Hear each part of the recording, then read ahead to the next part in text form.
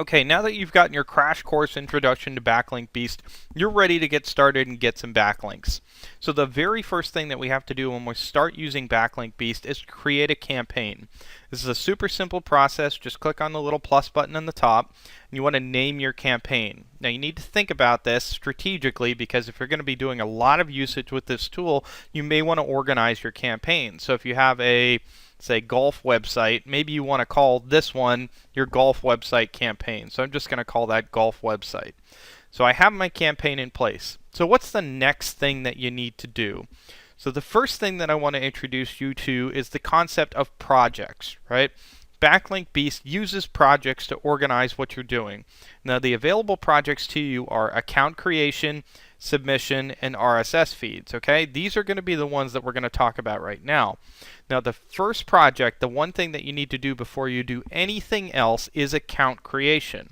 There's a reason for this. So what you're doing is you're going out and you're using this tool to create backlinks for you. In order to create backlinks, it needs a place to put your backlink literally out on the internet.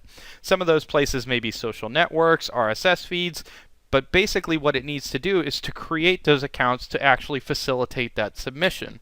So I'm going to set up my first project here called account creation, and I'm going to rename that to sample account creation for everybody here.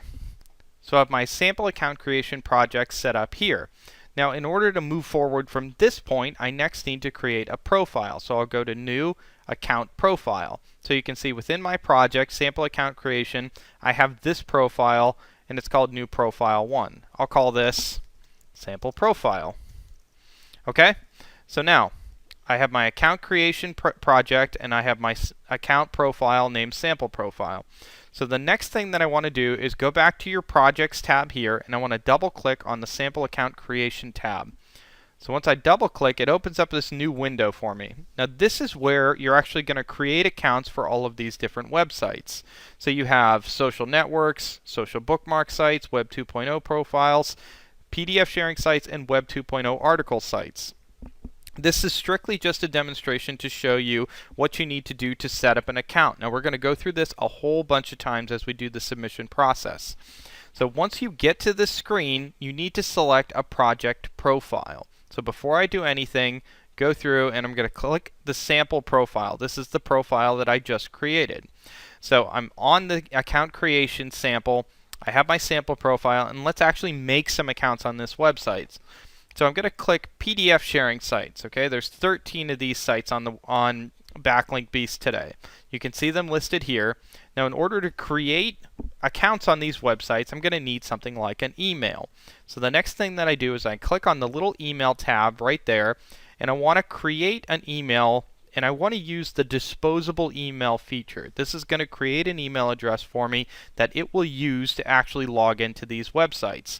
So I choose from this. You could use, previously generated Gmail, Hotmail, Yahoo, but the disposable email one basically means you don't have to do any of that work. So I pick that, then I hit Auto Create Email. So basically what Backlink Beast is doing for me right at this moment, it's going out, it's making an email address for me, and it's something that I'm going to be able to use to register on these sites. So you can see it's finished. So here's my email address. I don't need to put in a password, it's automatically generated. So I go back to my created account.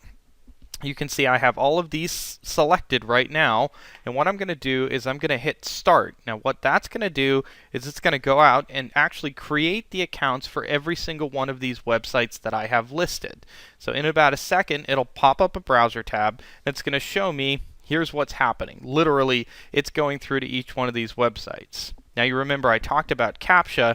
This is an example of me having to enter in this information, whereas if I actually had a service that I paid, I wouldn't have to do this. So I'll put those in. My CAPTCHA is all filled in, so it's actually creating all the accounts for me. There it says finish. So I can close this out, and then you can see I've created usernames and passwords for every single one of these websites. Now once you do that step, the next thing that you need to do is verify these.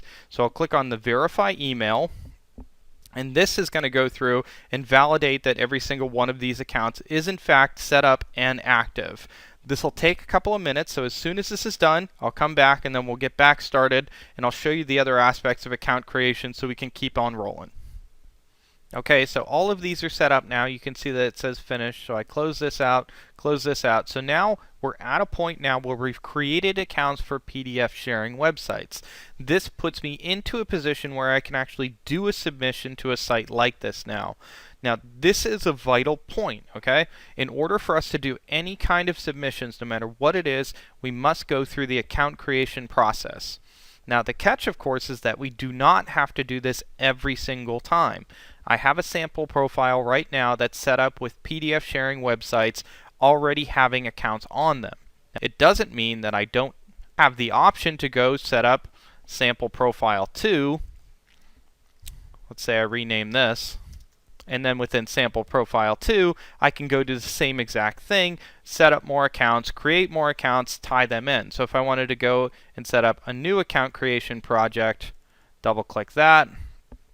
I can do these in sample profile 2 and set up all new accounts on the PDF sharing websites. So because you've done it once doesn't mean that you can't do it multiple times with multiple different email addresses. This is, of course, how this site list doesn't necessarily cap you at a single submission. You can do this as many times as you want. So in most cases, most people are going to have multiple profiles tied to the same exact type of project. So within a golf website, I could have more than one profile. I could have 1, 2, 3, 4, 10. It really doesn't matter. And then within one single profile, I could have a whole bunch of websites. So in this sample account creation, I can go back in here, and instead of just having the PDF websites that I listed out here, I can actually set up accounts on social networks or social bookmarks, whatever that might be, and I can go through the same exact process. Now with the PDF sharing sites, just to show you the demonstration, we have 13 sites that are selected. You can see the usernames and passwords. So if I were to go to docdroid.net, I could use this username and this password to actually log into that website now. That is in fact an active account. So that is the most important aspect of this tool. So I can't stress that enough. Once this is done, you are good and ready to actually start submissions for PDF sharing websites. Now, if I want to submit to social networks, I need to create them for that. If I want to do social bookmarks, I need to create them for that, so on and so forth. But once you have this piece of the tool down, you are good to go.